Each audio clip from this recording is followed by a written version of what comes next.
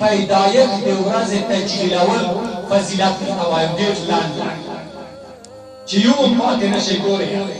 چې د دغه فضیلت نه څوک محروم نشي اول فضیلت دا شاه عبدالرحیم صاحب وایي فالدر السمین فی مبشرات الرسول الامین هغه څه وایي وایي ما به چې هر کله د میلاد ورځ راغله د میلاد میاشت به راغله چې نبي علیه السلام کې پیدا شوی ما به پسه حلالوله پسه مې صدقه کوله پسه یو کال داسې راغی چې ډېر فقر و پیسې نه وې له داسې مې طبیعت خراب کړه چې زه به ځکه ګورئ موږ تاسو خو دا یو میلاد چې تجلیل کړو انشاءالله د ټولو پس په کورو کې هر څوک نشي کولی نو ویې ما څه وکړل ناخود مې واخیستل ناخود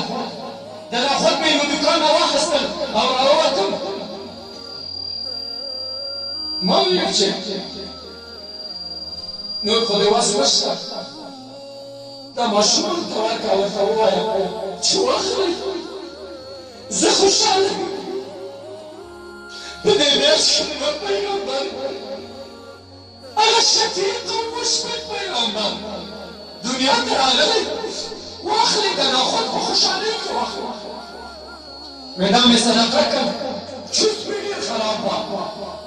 ما وایي چې نبي علیه السلام خفه شوی نه وي ما خو پسه حلال نه کړه ناخود مې صدقه کړ وایي د شپې چې ځم ناستم رسول الله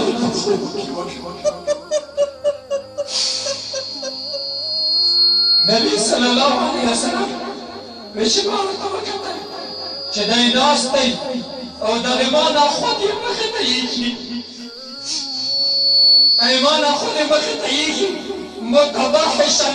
بشاشا او په مخ کې د خوشحالۍ رڼاوې بلېږي چې ناخود صدقه کړي پیغمبر ډېر غیرتي دی ولاکه دې پرېږدي د لاس په دې نیسي جنت ته به نه بیایي شاه عبدالرحیم صاحب وایي ګوریا ما د تا نه پاتې ده د خدای د پیغمبر تجلیل ورځ رانه پاتې ده ما هېروه د پیغمبر قسم د پیدایښت نه درسه ملګری دی تر څو چې جنت ته نه یم وولی ما پرېږده دا پیغمبر نو دا یو دی وایي دوم وایي شاه ولی الله صاحب په الفوظ پیوز الحرمین کې وایي زه په مکه معظمه کې ومه ما داسې وکتل په کشف راته معلومه شوه چې د اسمان نه انوار را روان دي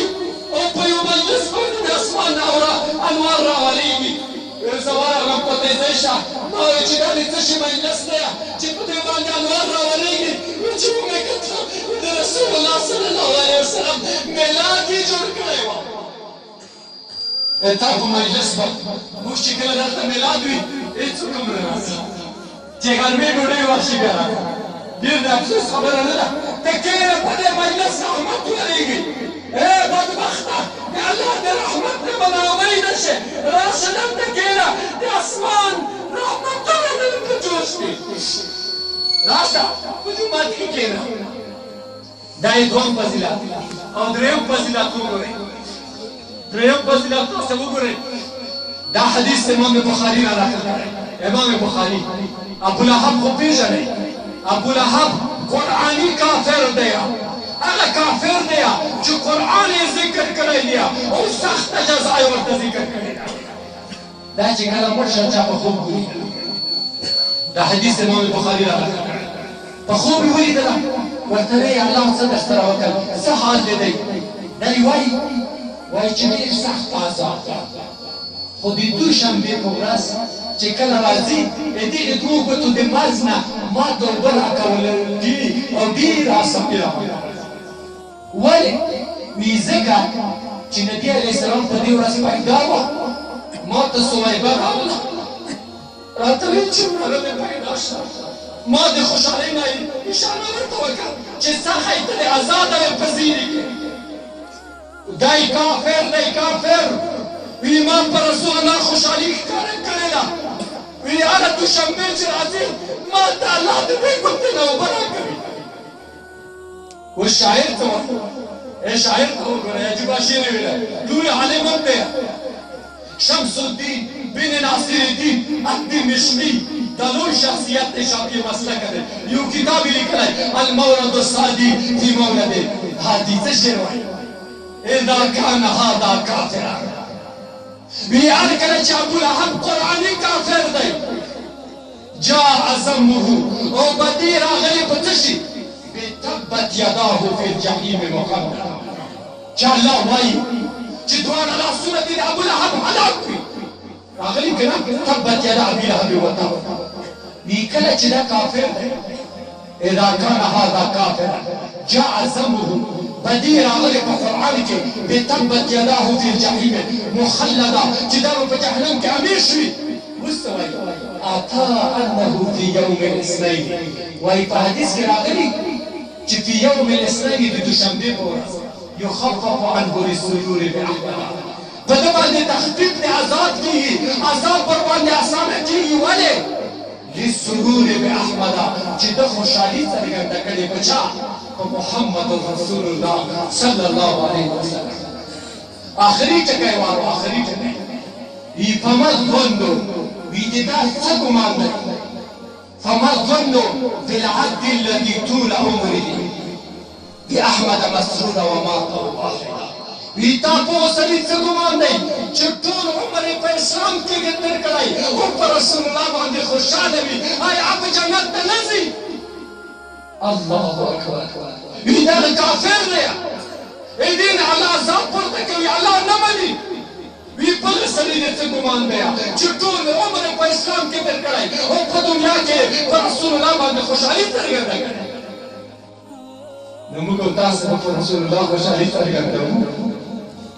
دومره اجر دی او ګوره دې بل اجر دی وی په کوم کلی کې چې میلاد ورمانځل شي د نبی اسلام د پیدایښت جلال الدین سیدی په سوایق المحرقه کې وایي ويتبلا قال الله ده طول منطقه دي عفاته باليابين الله اكبر اذا منطقه تبلا قال الله دي عفاته باليابين نقول ايه مسلمان متوجه شه وفي اخر كده الطوائف يوكس لا النبي عليه الصلاه والسلام د پاره حج وکول او د نبی عليه الصلاه والسلام د پاره عمره وکول چې کله ویده شولا په خوب کې نبی عليه السلام